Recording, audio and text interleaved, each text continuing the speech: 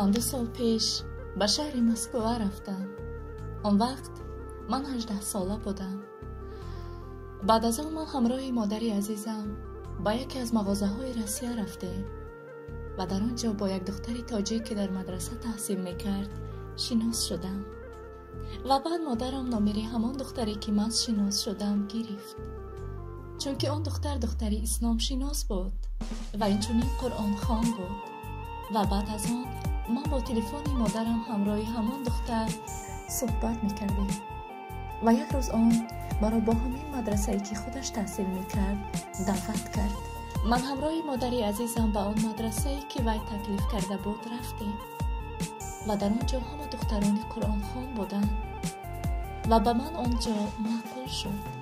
من خواستم که در آنجا تحصیل کنم و خوشبختانه معلمه همان مدرسه مرا قبول نمود.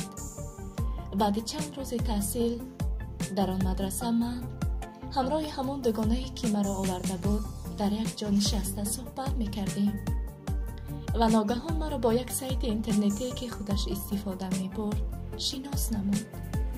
یک روز در فرمای افیری همون سایت مرا با پسری شناس نمود.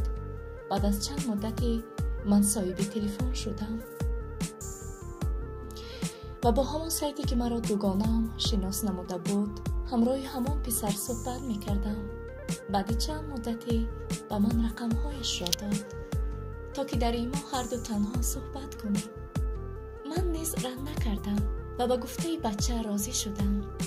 در اول ما همچون دوست در این ماه صحبت میکردیم و بعد از چند مدت من با آن پسر اظهار محبت کردم و آن پسر تکلیف مرا رد نمود و رقمهای مرا بر روی خط سیاه ماند و من از محبتی به آن داشته کوشش میکردم با یگان نامری دیگر با وی زده صحبت کنم.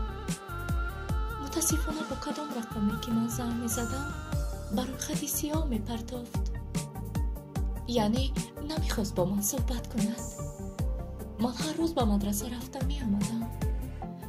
یک روز فهمیدم که وی دیگر دختر را دوست می داشته است و با من کوشش کردم همان دختری که همراهی وی گم می زند از راه زنم، زیرا نمیخواستم بغیر از من با دیگر دختر صحبت کند.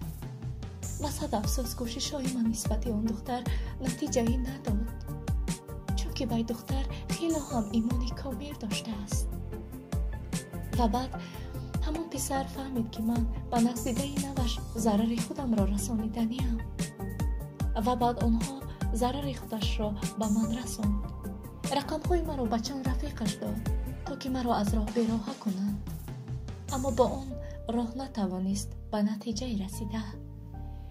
یک روز از مدرسه می برآمدم که 3 بچه مرا تعقیب می کردند و مرا در یک تن کوچه‌ای که در آنجا هر روز من گذشته به خانه‌مان می آمدم، آنها مرا در همان جا داشته مجبورم به ماشین خودشان سوار کردند.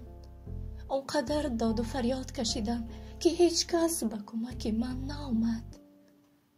بعد چند ساعتی چشمانم را گشادم که خود را با مویهای پریشان و لباس دریده دیدم. افسوس که من دیگر دختر نبودم. من این سر را 3 ماه در قلب غمگینم پنهان نمودم و یک روز مادرم از این که من حامله شدم خبر یافت. مرا خیلی سخنهای پست و دغل گفت و برای شرمنده نشدنشان مرا با یک مردی که 2 زن داشت زنی سیوم دادن.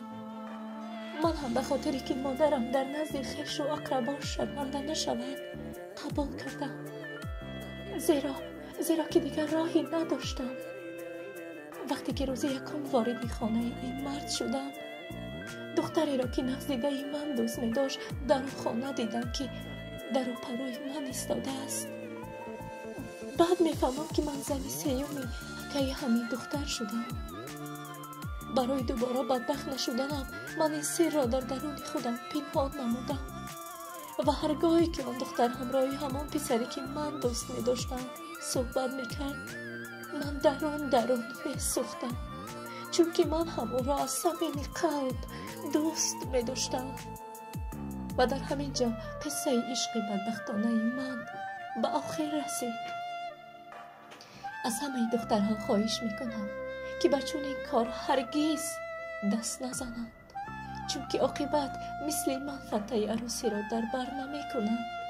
عاقبت اینترنت نادختر گشتن ماست. با احترام خاصه مدینه بدبخت.